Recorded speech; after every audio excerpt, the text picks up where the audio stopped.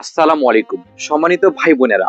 আগামীকালকে হয়তো আমরা বাংলাদেশে ঈদ উদযাপন করব, কিন্তু আজকে আমি খুবই গুরুত্বপূর্ণ একটি টপিকস আপনাদের সাথে শেয়ার করব।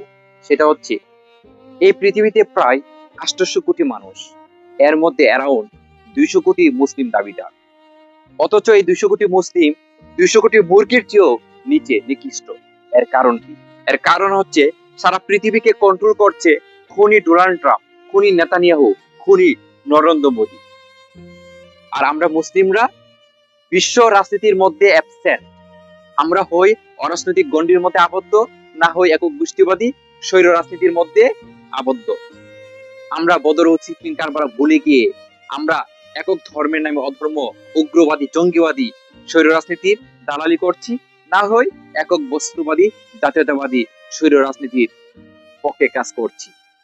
না, যদি আমরা সত্যি সব মানুষের মুক্তি চাই, জীবনের স্বাধীনতা চাই, অধিকার চাই, নিরাপত্তা চাই, রুটি রুজি চাই, সত্য, জ্ঞান এবং সম্পদের মুক্ত প্রবাহ চাই, তাহলে অবশ্যই আমাদেরকে মানবতা রাজনীতির মাধ্যমে মানবতা রাষ্ট্রের লক্ষ্যে আল্লামা ইমাম হায়াতের ডাকে সাড়া দিয়ে বিশ্ব ইনসানিয়ত বিপ্লবে ঐক্যবদ্ধ হতে হবে।